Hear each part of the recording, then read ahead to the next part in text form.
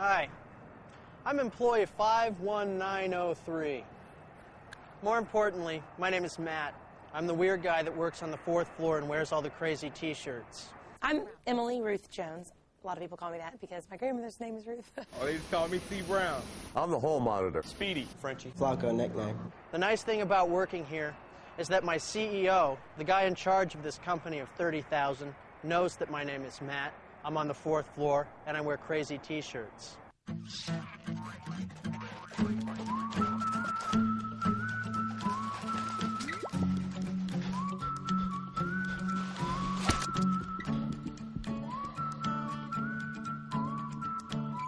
I tell people I work for Southwest, and, you know, they always step back. I mean, it's strange. They always take a step back. There's, like, respect. It's like I told them I'm a doctor or something. You know, they're impressed. You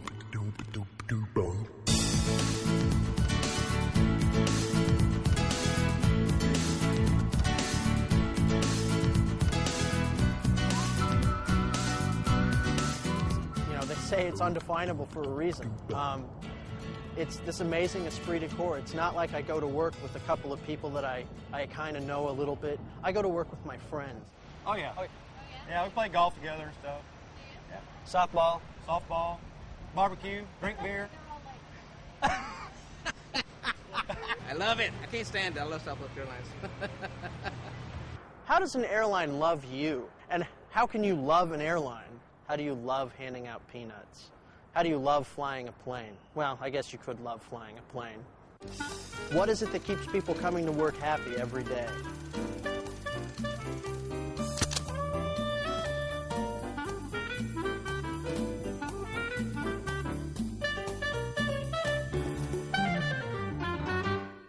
We call our passengers customers with a capital C, but we also at Southwest say that our employees are our first customer.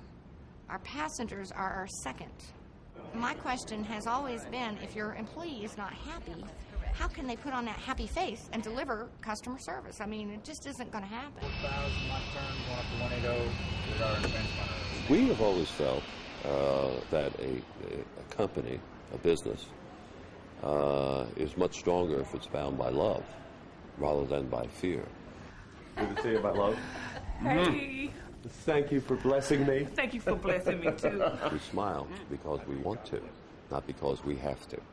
We have the sense to where if we need to talk to management, we can just go talk. We don't have to, you know, schedule an appointment or anything like that. We just go knock on a door, we go in, you know, they invite us in.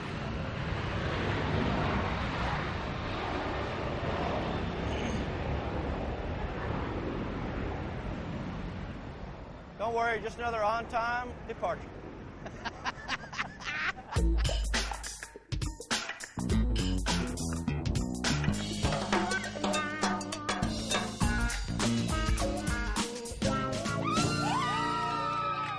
You make everyone feel like they're special, they're important to you, and they are.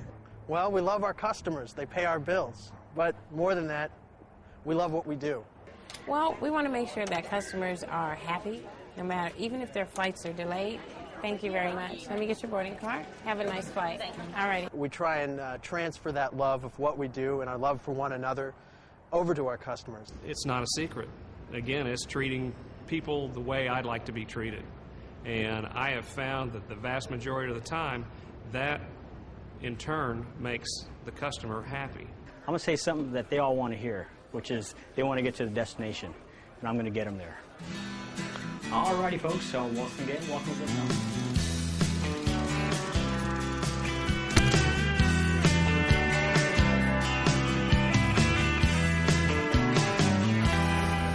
We all work together as, you know, as a team to get the job done, and that's what makes it work. I was in a tornado December the 2nd last year. It just blew our home apart. I was in the hospital for 7 days. My wife was there for a month. But let me tell you what this company did. I get a little choked up thinking about it, really. There's 25 guys showed up at my place the very next morning to help salvage anything they could. And the company furnished them vans to go there, paid them their wages. I mean, you can't find many companies that'll do that. And they've gone to bat for me. They've helped me financially. Anyway, Herb Collins sent me letters, get well gifts. Boy, it's just, I can't explain how it feels to be cared for like that by a company. We try and maintain a relationship with the other departments, not just our little group of mechanics. A lot of camaraderie between each other all the time. You could pass that off as love, I guess, couldn't you? There's flights that come in that's real heavy, and you only have maybe a certain amount of people to work the flight, and we take it upon ourselves sometimes to go over and assist another team or something, you know. That happens daily out here, not just with us, with everybody. Help people, good customer service. That's what's important here at Southwest. You know that. Come on, let's go. Let's go help somebody else. Everybody does something every day that's just a little bit extra to help, whether it's taking bags down in the jetway when the ramp is busy and they got a lot of bags to load, whether it's helping the flight attendants cross seat belts, clean the cabin up when you got a little extra chance. Everybody gets their job done first and then sees what they can do to help other folks. Where you go see a long line like that, that's where I jump in and kind of help them out just to make sure they're okay. So why don't we just go over here and help them out?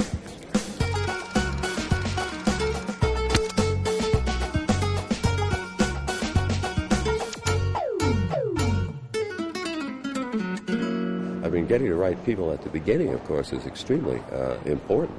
They have to have, in our opinion, an idealistic, altruistic orientation where they derive great joy from serving others. That's the way our people are, by and large. They are spontaneous, sincere folks that do good because that's what's in their hearts and their minds and their spirits. We basically have a profile, no matter what the job, of what we want by way of a personality. What is that? You know what it is. And we try to tweak that for different jobs. We don't hire egos. I mean, everybody's here for a purpose, and that's to make the company very successful. We hire for attitude and train for skill. I was sitting here looking at our flights for Christmas, trying to see how the bookings are coming in. I came in here with no skills, literally. I had never taken a computer class, a business class, anything. And we talked, I had never had a job before, so we talked about things like summer camp and that I like to twirl the baton and be loud and silly. And that's the kind of stuff, I mean, I left here knowing I wasn't going to get hired because I'd never used a computer, never worked on a computer, never had a job. I didn't know the first thing about airlines, but I knew I wanted to work here because everyone said it was fun. And they hired me. Colleen wanted to have some representation of the people who live here, work here, hang out here. So she asked us to bring in pictures. Some of them were of our family, some of them were things we did at Southwest Airlines, some of them were just stuff. It's just like being in a family. Checking bags? How you doing, sir? It really doesn't matter whether you have a work base of 2,000 people or a work base of 30,000 people. Because if you're hiring the right attitude, you teach the job. If you are promoting the right leaders, you constantly have people out there across your 58 locations that are preaching the same message that you are. It's so simple that most people can't figure it out. Yeah.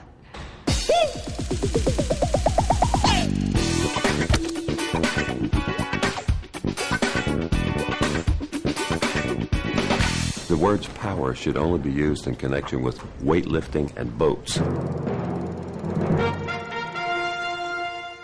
Freedom is something that applies everywhere. We offer people the freedom to be themselves.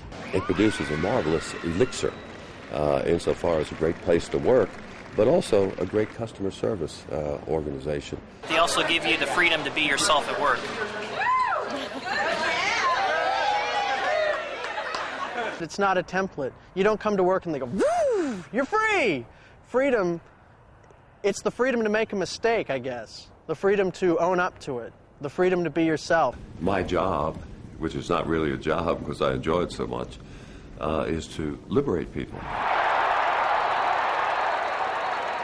We don't have anybody standing over the top of us telling us what to do, and that's because we are all well trained. We know what to do already, and I mean that reflects on our job. If we're happy at our job, it's going to reflect on everybody else because we're going to treat everybody good.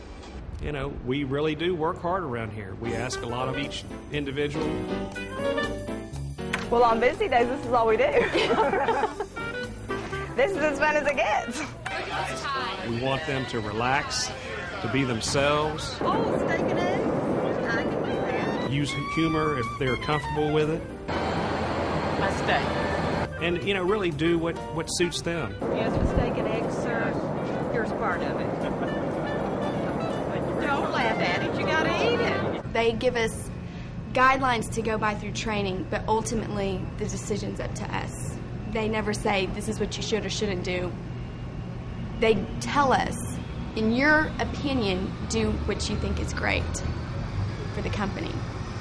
And I know, within reason, I will always be backed up and supported by the company. And we just say, be flexible, and if you're leaning towards the customer rather than away from the customer, we will forgive anything that you do.